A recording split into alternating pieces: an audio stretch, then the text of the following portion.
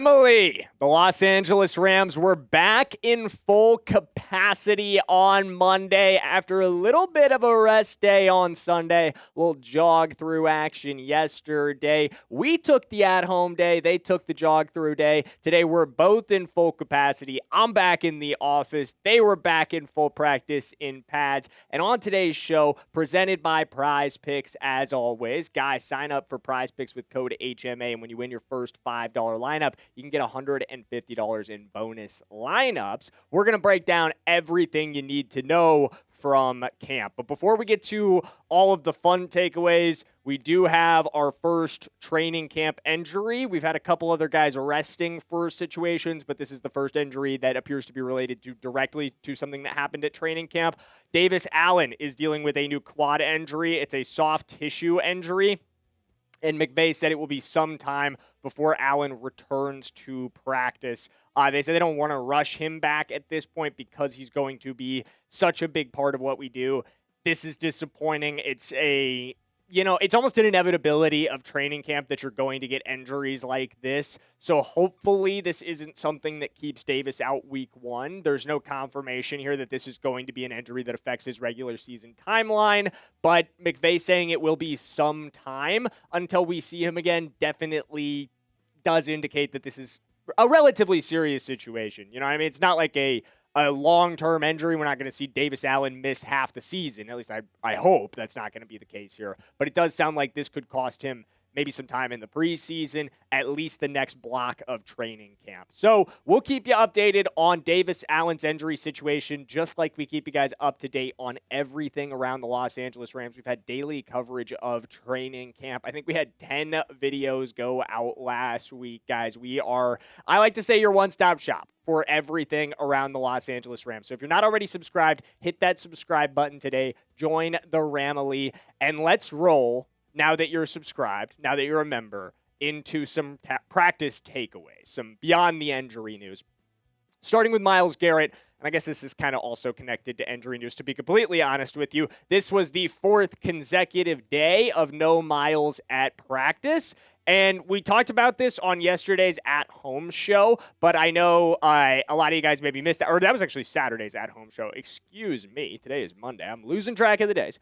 But we talked about this on Saturday's at-home show, that there was reportedly Gary Klein, I believe, of the LA Times, was told by a team official that Myles Garrett was on a scheduled rest day. So that was why he had missed 2 consecutive days. He then also missed the third day on Sunday. We had a short out about that. And after that, Sarah Barshop had the report that maybe scheduled rest day wasn't the best way to describe this, because apparently there is a concern here. I guess concern maybe not even the right word. There is a situation here, I guess. That's what we'll say. He has some soreness in his lower half. McVay says it's, quote, nothing to worry about, but Garrett has missed the last 3 practices and will not practice on Monday either. So today he was out. McVay said he expects him to be back for the next practice block. I've seen a lot of people interpret that as Wednesday, which does make sense because the Rams are off tomorrow. They have their rest day on Tuesday. So Wednesday, they'll be back in action again. If he's not back on Wednesday, look for him to return when they get back from Woodland Hills, back to Woodland Hills, from LMU. That could also be what McVay means when he refers to the next practice block. Moving on. Let's talk about Terrance Ferguson. Guys who started to stand out. I think Terrance Ferguson had yet another really good day today at practice. I heard a number of solid notes on him. He was standing out as one of Stafford's options. And it just feels like he is headed for a huge season. We're going to dive deep on this tomorrow during the rest day. We're going to talk about our early winners from training camp, and he's absolutely one. Guys, he has had a fantastic season fantastic off season so far, I guess I should say. And it does feel like 2026 is going to be a massive year for Terrance Ferguson, and he's going to add a new dimension to this Rams offense. We're going to dive deeper on it in just 1 second, guys. But before we do, I have to give a shout out to the sponsor of today's video, and that is our friends over at SeatGeek. Guys, I love when the weather is like this. The best thing to do, in my opinion, is get out and see a live event, whether I'm going to a concert with my fiance or a Rams game with the family. It's always great to get out and do so. But one of the big things that keeps me from getting out as much as I would maybe like, or used to keep me from getting out as much as I maybe like, was the price. At least that was until I found SeatGeek, guys, the sponsor of today's video. They've changed my ticket buying experience completely. Their platform is so easy to use. I can always find the game that I'm looking for on SeatGeek. They have a whole team page for the Los Angeles Rams, so I can just go through and scroll through and find the tickets that I want. If I was going to this New York Giants game, the second week of the season, when we're going to take them on in the home opener, I could go through and find the exact deal that I'm looking for. Every deal is ranked on a scale of 1 to 10, so I know exactly how good it's going to be. And then once I've picked out the seats that I want, guys, I'm also going to check out SeatGeek's seat view, that's the word I'm looking for. They have every seat has the view from the seat attached on SeatGeek. You can see exactly what it's going to look like when you get in the stadium, which is absolutely awesome. And I've got a code for you guys. Speaking of things that are awesome, you can use code CHAT10 for 10% off your next set of tickets at SeatGeek. That's 10% off any tickets with promo code CHAT10, even if it's not your first time using SeatGeek. Make sure you click the link in the description to download the app and have the code automatically added to your account so you can use it later. Thank you, SeatGeek, for sponsoring today's show. Let's talk about Terrance Ferguson a little bit more here, guys. Albert Breer had this report this morning. He said Terrance Ferguson has had a fantastic offseason. He is now proving to be a guy who can play all over the formation and looks like he could be a force after the catch, showing why the Rams coveted him in the 2025 draft and now believe he could grow into one of the NFL's best tight ends. Guys, this is something I've said over and over again this offseason, that I feel like despite Terrance Ferguson maybe not being as much of a factor in year one as I think a lot of Rams fans were hoping for, year two was always the year to watch with him because of the trajectory we've seen in the past from Rams rookies. They're not typically as involved as what we saw for Puka Nacua in his first year. That was an anomaly in Sean McVay's scheme. Cooper Kupp, another anomaly in Sean McVay's scheme. Usually it takes longer for rookies to get involved. And we've talked about the missing receiver 3. Like, who's going to step up at receiver 3 in this offense? Who's going to be that guy in this offense? Is it Jordan Whittington? Is it CJ Daniels? Is it Konate Mutfield? Is it Xavier Smith? I think it's Terrance Ferguson, guys. I think all those other guys are going to play a role. I love what we've been seeing from CJ Daniels, and we're going to continue to talk about him. Believe me, he's going to have a role to play in this offense. Jay Witt's going to have a role to play in this offense. Mutfield's going to have a role to play in this offense. Kung Fu Konate, absolutely. But T. Ferg has been balling this offseason, guys, and making himself undeniable. He's continued to transform his body. You can see that on Instagram just through what the guy is posting, that he has really been in the gym. And he's been working on his chemistry with Stafford, what really felt like the missing piece last season that was preventing him from being that big of a part of the offense. We saw how explosive and efficient he could be with the ball in his hands. And it feels like this year it's all coming together for Terrance Ferguson. And you keep seeing that in practice. He just keeps standing out. Everybody who's out there just keeps telling me, like, hey, watch out for Terrance Ferguson this season because he is going to be an absolute monster. He's going to be a household name by the end of the year. I have heard that so many times, guys. I don't know if we've done a good enough job of highlighting him on the show. We're definitely going to do it tomorrow. We're going to really dive deep on him and a couple of other guys. But let's keep rolling on today's notes. Let's talk a lot about Stetson and a little bit just about this QB room in general. Guys, today, it was kind of Stetson's day. I'm not going to lie to you. It felt like that from the jump. This photo came our way from Greg Beacham, I believe it was.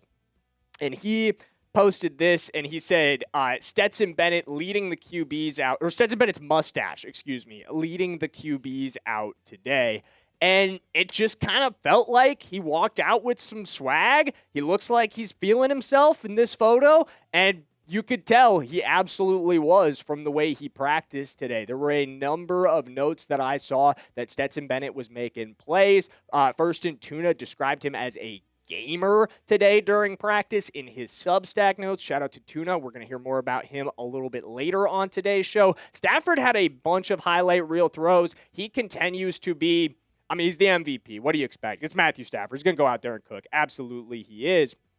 But Stetson Bennett continues to be a force in this QB2 competition. It's been really tough, I think, for this Rams team to evaluate because they have three really good quarterbacks, clearly. Ty Simpson's playing well. Stetson Bennett's playing incredibly well. Stetson Bennett's really showing growth this year, and that's to be expected. This is his fourth year in this offense. He's been surrounded by fantastic coaching. He's been able to learn from Matthew Stafford the entire time. He's been developing under one of the best quarterbacks to ever do it, guys. Plus, he's paired with one of the best offensive minds in the history of the NFL, an excellent quarterback coach in Dave Ragone. We are seeing the results of that in Stetson this offseason. We saw that last preseason. The guy balled then, too. I've never denied that. I know a lot of you guys think I'm a Stetson Bennett hater, but I've never, ever denied that. But all of that resulted in a day off for Ty Simpson today. And I know, there's going to be a lot of immediate panic about that. You're definitely going to see some aggregator Twitter accounts tweeting like, oh no, Ty Simpson, no reps today during practice for the Rams. Did the Rams draft a bust? Like, it's ridiculous. You will see it from like the Dove Klymans of the world. Don't engage with it. It's nonsense. Because here's the reality of it at the end of the day, guys. One day of training camp practice does not tell the entire story. One day of training camp practice does not mean Ty Simpson is out of the competition to be QB2 by any means.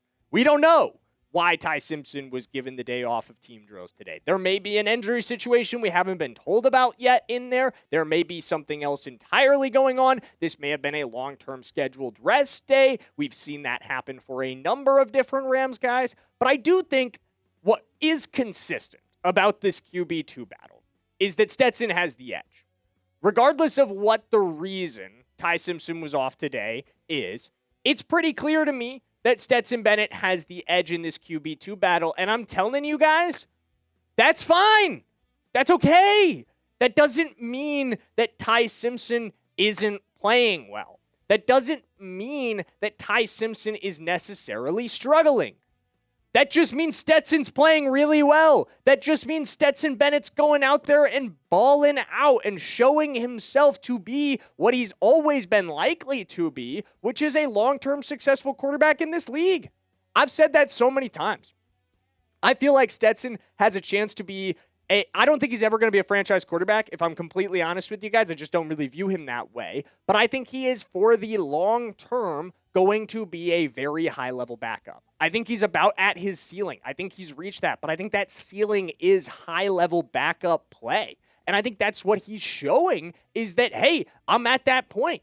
And we know Ty Simpson has a lot of growing to do. We know Ty Simpson is a long way away from being a finished product. So I don't mind that a high-level backup in Stetson Bennett right now is the safer option for the Rams if anything were to happen to Matthew Stafford. And in a season where it's do or die, and I really think you have to view this as do or die, you have to make sure you're prepared behind Matthew Stafford. You have to make sure you give yourself the best chance to go out there and win football games if anything were to happen to number 9, which that would be an absolute disaster. I don't even want to think about that any more than you guys do. But at the end of the day, the Rams have to prepare for these kinds of situations. That's their job. And that's clearly what they're doing, getting Stetson Bennett ready here just in case, making sure Stetson Bennett is absolutely prepared, even if it is to play a role as the long-term backup to Ty after Matthew Stafford moves on. I think that's absolutely possible.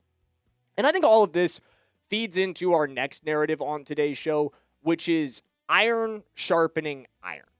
And we're going to talk about the defense a lot coming up in 1 second here. We're going to get into exactly what we've been seeing out of the defense and how well they performed today. Guys, it was a baller day from the defense. But before we do that, I've got to give a shout out to the presenting sponsor here at Chat Sports, Prize Picks, America's #1 sports picks app. Guys, if you have never tuned into the Rams Report, and you've never heard of Prize Picks, it's time to cash in on your ball knowledge today with America's #1 sports picks app and the best place to win cash while you're watching sports. The Prize Picks app is super easy to use. All you have to do is pick more or less on a few player stats, and you're locking in your daily fantasy lineup. With the social feeds feature, you can also share your Prize Picks with your friends and copy lineups with a single click. That includes me, guys. You could drop a follow on my Prize Picks account at Jackson Durham. You could tail my picks or fade them, and you could get them before they're even posted on the show. Just like this absolutely ridiculous lineup, 5 to win, $395 on this one. We got some demons in play.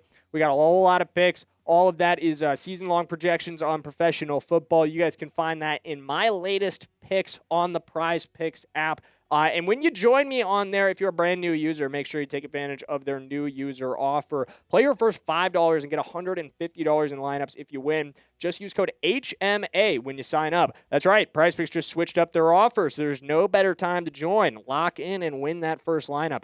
That's code HMA at sign up to get $150 in bonus lineups if you win your first $5 lineup. Okay, cool. All right, let's talk about iron sharpening iron. I think it's a phrase we keep hearing out of the Rams lately. The Rams themselves even tweeted it recently with a video that we're going to talk about in 1 second. But I think it's a really apt term to describe what is occurring at practice. Today, Matthew Stafford had this quote. NFL MVP and 18-year veteran Matthew Stafford on this Rams training camp. That's as high quality of practice football as I've been around. And I think what it all really comes down to is the matchups. Guys, we've got incredible matchup football being played every single day of Rams training camp. Today was the defense's day. But yesterday, if you missed this clip, which I posted on Twitter, I reposted this, and I just posted this still from it today on Twitter, partially so I could have it for the show. It was easy to get the link. But I also just wanted to highlight this moment here. Davante Adams catches this ball. He caught that pass. Trent McDuffie's hand is between his arms on that football, and Davante Adams still comes away with it. And I think it's probably a really frustrating moment if you're Trent McDuffie. No, because in that sense, you're walking away from this having given up a touchdown, but knowing you did everything right, knowing you were exactly where you were supposed to be, and the only thing that went wrong for you is, oh no, I'm matched up against Hall of Fame receiver Davante Adams, and he's catching a pass from Hall of Fame quarterback Matthew Stafford, who just threw an absolutely perfect back shoulder ball. Like, oh, sorry. I mean, what do you do? What do you do against those guys? But the good thing is, you're not going to see those two guys during the regular season. Nobody else has that tandem in the entire NFL. Nobody else has Puka Nacua and Davante Adams running around at receiver with Matthew Stafford, the MVP, throwing them the football. Trent McDuffie spoke about this today. He said, when you're going up against Puka, Davante, every day you step onto this field, you've got to be at 100. Because they're the type of guys that if you have an off day, they will expose you. They're just that good. And he's right. Look at that play. Think about that play. He is in perfect position, and he still ends up losing. It requires perfection to win for this defense right now. But today, they brought perfection. Even with Myles Garrett off the field, this defense responded to the last couple of practices, which, again, this is exactly what's happening. This is the process of iron sharpening iron. These practices may legitimately be harder than the games. But here's a play that I want you to note today. Again, I wish I could show you this full clip. But here's clip 1, screenshot 1. It looks like Puka's going to take this to the house. Looks like, we've seen this movie a million times in Puka's career. Catches the deep ball from Matthew Stafford. He's on the run. He's clearly beaten this corner. This corner is Trent McDuffie, by the way, if you can't read the number. Looks like this is game over, right? But alas, we go to the next clip. Uh-oh. What happened?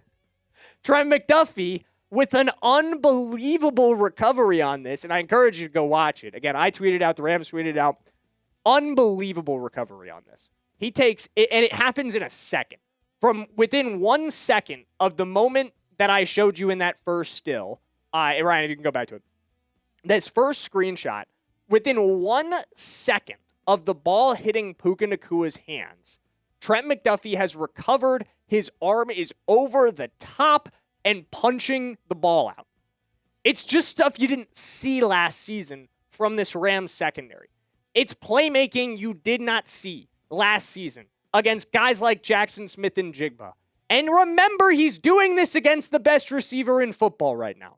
That is Puka Nacua out there, who has some of the strongest hands like the NFL has ever seen. And he just got it punched out by Trent McDuffie on an unbelievable recovery. And that's what it takes for Trent McDuffie to make plays during practice. Absolute perfection. Especially without Myles Garrett rushing the passer. Right now he's working without Myles Garrett, who's going to have during the regular season, and he's responding. The last couple days of practice have definitely gone the offense's way, but today from the defense, you saw a unit that kind of came back and said, today's our day. We had a forced fumble. Josiah Stewart, who we're going to talk about more tomorrow, flying around the edge, punching one out on Blake Corum. That was recovered by Quentin Lake, who took it back for a house call. Cam Curl picked off Matthew Stafford. We had multiple pass breakups from Cam Lampkin and Jalen Watson. This defense said, enough is enough. We are tired of you guys running all over us, and we are standing up today. Even if Myles isn't around, we've got a spine, and we're going to show it today. And I am really, really happy about that. Because remember, they're facing the best offense in the NFL. It's not even particularly close. They got to go up against that every day in practice in a sport that's already tilted towards the offense. Having a day like this speaks volumes to how good this unit is going to be. But guys, I reached out to friend of the show, friend of the channel, First and Tuna, had a great appearance, great conversation with him last week on the show. And I wanted to ask him, we were having a conversation about some other things, and I said, Tuna, anybody you want the people to know about that you saw today when you were out at training camp that you don't feel like is getting talked about enough, that you feel like is just going under the radar. So now I present to you Tuna's guys. Let's talk about 4 guys that First and Tuna told me, and make sure you go drop a follow on him. We'll have his stuff in the description as usual. Make sure you go follow him, support him, because he's doing great stuff. But 4 guys that Tuna told me were standouts today from his perspective. Josiah Stewart, we just highlighted him. He's been a standout the last couple of practices. He's really, really starting to take steps towards being, I think, one of the league's more underrated edges. I think this guy rotationally is just going to be awesome for us this season. We saw that punch out on Blake Corum. And again, this could have been a play. Like, this is a great play by the offensive line, this run play. It's a play that I think Alan Sales, actually on Twitter, shout out to him. He has the clip if you want to go check it out.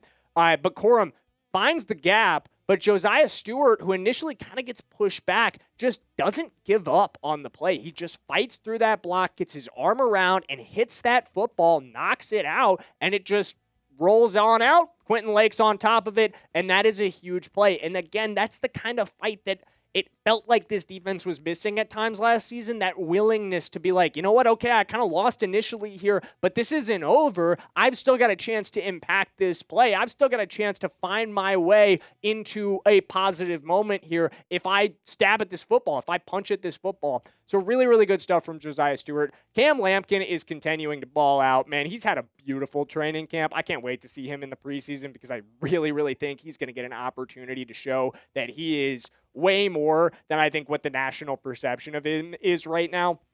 He's had a great offseason. I knew last season he was kind of a practice team standout. He was standing out a lot for guys that were there daily at practice. The growth was evident. But this offseason, it really, really has gone to another level for Cam Lampkin. He just keeps making plays. He's making himself undeniable. Cam Curl had that pick today. Really, really great day for Cam Curl.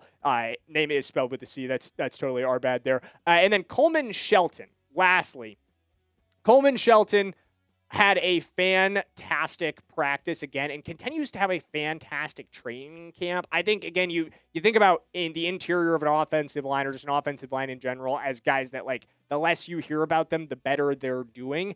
And the communication for the offensive line has been something I've heard highlighted over and over again. And Coleman Shelton's role, and shout out to Kevin Dotson, who actually brought this up recently in media, is so key in that communication. He is the QB2 of this offense. He's the communicator who guides a lot of that for the Rams. So a great presence to have him back on this offensive line. I think at times we had issues with the center play when it was Bo Limmer, but Coleman Shelton brings that veteran presence to this offensive line at the center position. He is another really exciting piece of this team. So guys, that's going to do it for our Monday practice takeaways. I know it's a little bit of a longer one, but I appreciate you hanging out with us today. If you made it to the end of today's video and you haven't already joined our Ramily, it is an excellent time to do so. We've got you covered on all the training camp news. And we actually recently just crossed 11,000 subscribers. Shout out so much to you guys for that, and help us get on the road to 12K.